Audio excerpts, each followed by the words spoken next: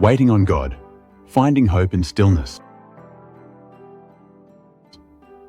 In the quiet spaces between prayers and answers, God is painting something beautiful. BibleVibrance.com.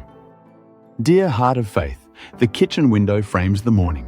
A cardinal perched on a snow-dusted branch, motionless, as if waiting for spring itself.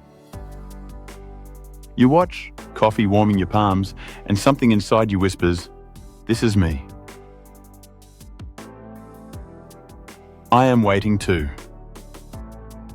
For the job offer, for the test results, for the relationship to heal, for the door to open. Waiting on God can feel like winter stretching endlessly, can't it? Yet Psalm 27:13-14 offers a different vision, one where patience in trials becomes a sacred trust, where faith during waiting transforms into strength. Call to God. Lord, what are you creating in me during this season of stillness? And how can I see your hand at work even now? Light of the day. I believe that I shall look upon the goodness of the Lord in the land of the living. Wait for the Lord, be strong, and let your heart take courage. Wait for the Lord. Psalm 27:13-14, ESV. Discover God's plan. The cardinal doesn't move. Minutes pass. You glance at your phone, still no email, no news, no change. The silence feels heavier than the snow outside. But watch the bird more closely. Its chest rises and falls with each breath. Its eyes scan the horizon. It is not frozen, it is present. This is the picture of waiting on God that David paints in Psalm 27, not paralyzed by fear, but alive with expectation, believing in God's goodness even before it arrives. David wrote these words while enemies surrounded him, yet he declared, "I believe that I shall look upon the goodness of the Lord. Not if, but I shall." That tiny word carries the weight of hopeful waiting. He anchored his soul not in what he could see, but in who he knew. Trusting God's timing meant David chose courage over despair, strength over surrender. And he invites you into that same posture. Wait for the Lord. Be strong and let your heart take courage. Picture yourself standing at the ocean's edge at dawn. The waves roll in rhythmically, and you watch for the sun to break the horizon. You cannot rush it. You cannot will it to appear faster. But you know, deep in your bones, that it will rise. This is faith during waiting. It's the certainty that God's timing is perfect, even when your heart aches for now. Oswald Chambers writes in My Utmost for His Highest, God's silences are His answers. When heaven feels quiet, it doesn't mean God has forgotten you. It means He is working in ways your eyes cannot yet perceive. The cardinal on the branch waits for the right moment to fly. You, dear one, are learning to wait for God's right moment. And in the waiting, your faith is being refined like gold in fire. Think of the woman who plants a garden in early spring. She presses seeds into dark soil, waters them faithfully, and then nothing. For days, the ground looks unchanged.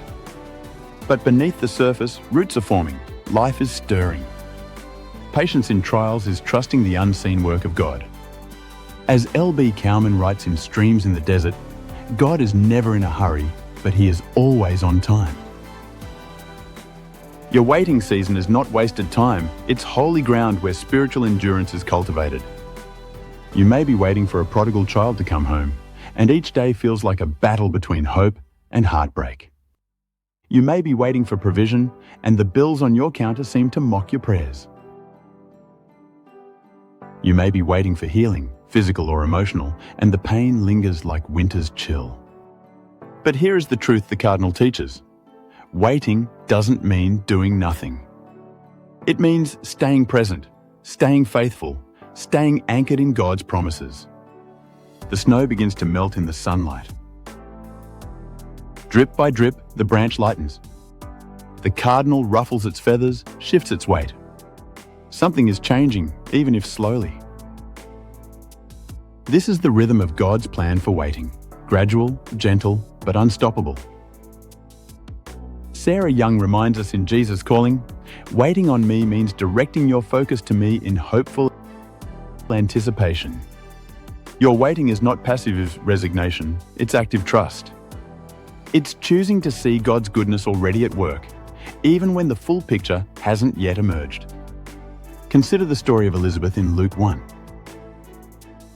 For decades, she waited for a child, enduring whispers and shame in a culture that equated barrenness with God's disfavor. Yet when her season of waiting ended, she didn't just receive a son, she received John the Baptist, the forerunner of the Messiah. Her long wait wasn't punishment, it was preparation for a miracle that would change history. Your waiting too holds a purpose you cannot yet see. Trusting God's timing means believing that what He is preparing for you is worth every moment of delay. The cardinal suddenly takes flight, a flash of red against white snow. It didn't fly because the waiting was over, it flew because the time was right. You will know that moment too. In The Pursuit of God, A.W. Tozer writes, God never hurries. There are no deadlines against which He must work. His pace is perfect, His vision complete. While you wait, you are not standing still. You are being transformed, strengthened, made ready for what's ahead. So what does hopeful waiting look like today? It's thanking God for what you cannot yet see. It's choosing courage when fear whispers lies. It's declaring with David, I believe I shall see His goodness. Not because your circumstances promise it, but because His character guarantees it.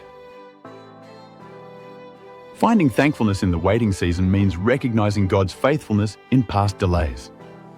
Remember when He provided just in time? When He opened a door you didn't know existed? When He carried you through what felt impossible? He hasn't changed. His goodness is still coming.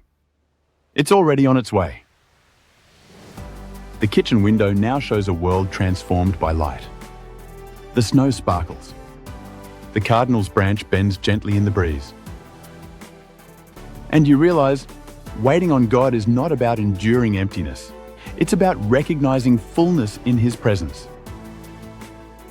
He is with you now, in this very moment, holding your aching heart, whispering His promises over your restless soul. Do this today. Find something in nature, a budding flower, a rising sun, a bird in flight, and let it remind you of God's perfect timing. Write down one area where you're waiting on God, then beneath it write, I believe I shall see His goodness. Speak it aloud as a declaration of faith during waiting.